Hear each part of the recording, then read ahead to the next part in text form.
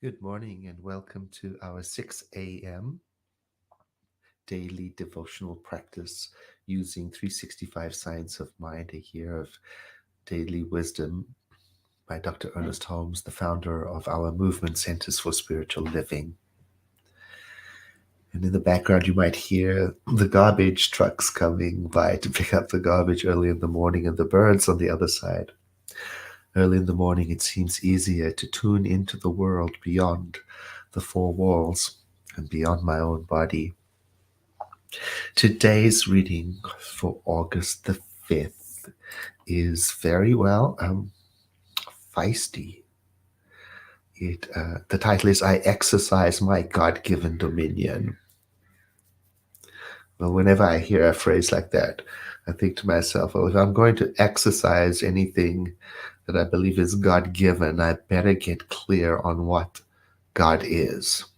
My preferred word for God is the living Spirit. And through our time together, as we dwell upon the nature of the living Spirit, then our expression of it must be consistent with its nature.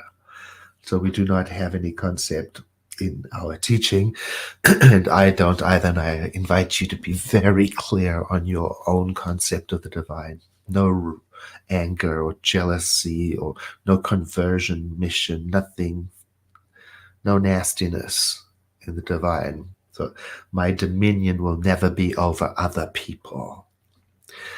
I don't have a God-given dominion to control other people or to take other people's stuff or to convert them into my way of thinking, because that wouldn't be consistent with how I currently understand the divine. So the reading says, there is a God power. I'm going to just read it as it is. At the center of your being, a presence that knows neither lack nor limitation, fear nor sickness, disquiet nor imperfection. But because you are an individual, it is possible for you to build a war of negative thought between yourself and this perfection. The wall that keeps you from the greater good is built of mental blocks, cemented together by fear and unbelief, mixed in the mortar of negative experience. I told you it was feisty. So I urge you to be cautious with this teaching, to not get into a place of self-blame or a loss of self-esteem because you are experiencing something negative in your life. It remains the case that we are in this together, and together we have created certain social ills that is not no one person's responsibility. And for example, when it comes to wellness, well, I'm wearing glasses.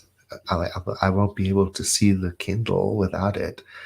And I know many of the great spiritual leaders had physical challenges, and I hesitate to say it was because of their negative mental condition. And I don't hesitate. I say, no, that's not the case. I do so appreciate the teaching of dismantling mental blocks to create a pathway for a greater aliveness and a greater wellness. And I appreciate that very much. He goes on to say, now, you and me, you are to tear down this wall, the blocks, to completely destroy it. The view that this wall obstructed can now be seen in all its grandeur. The sun never really stops shining, and the river of life flows, flows, flows. The experience of all people is an attempt to merge their own being with this eternal river, not to the loss of their identity, but to the discovery of that self that has never left its heaven. All right. So I get that it's a feisty invitation for us to get back to the awareness of our true spiritual self. I do so appreciate a gentler approach. I'm not really one for tearing down things and destroying things, for dismantling and unpacking, for realizing and becoming aware. So I invite you to approach it in whichever way works for you. And then here's the example of the words we may use. So let's breathe in and settle in to the practice. And imagine that these words, or words similar to them, are your own, being spoken into your deeper mind.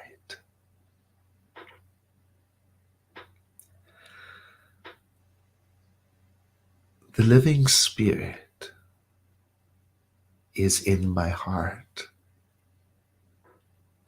and it draws into my experience everything that I need to live a worthwhile life of meaning and connection.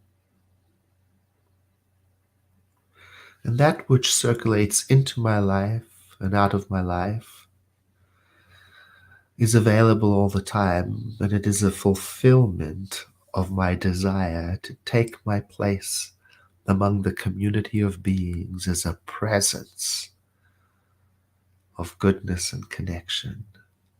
So today, I place all of my reliance on the living spirit within me, this presence, this perfect presence of holiness.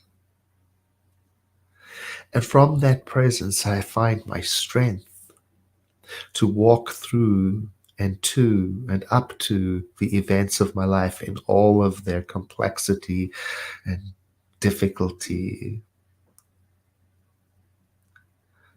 Through the power of the living spirit within me, I have the courage to know what is mine to know and to do what is mine to do, and to gently separate myself from beliefs that keep me out of my awareness of my holy nature.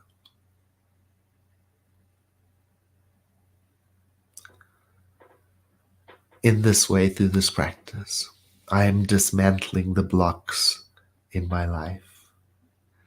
And with each nourishing thought, a fresh air of spiritual well-being flows in, and I'm further uplifted and prepared to meet the day.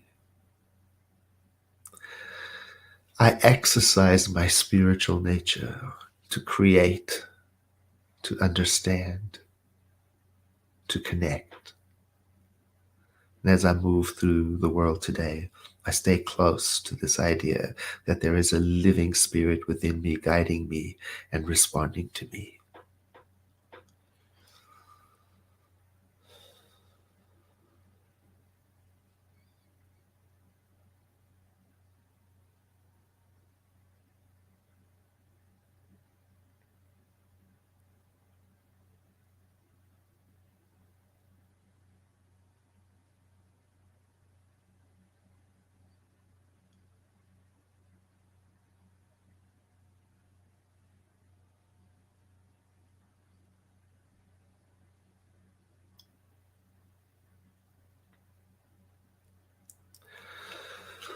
And let the next breath I take be deeper than the one before, to begin to take in the environment again, letting some of the thoughts from today's practice linger in me.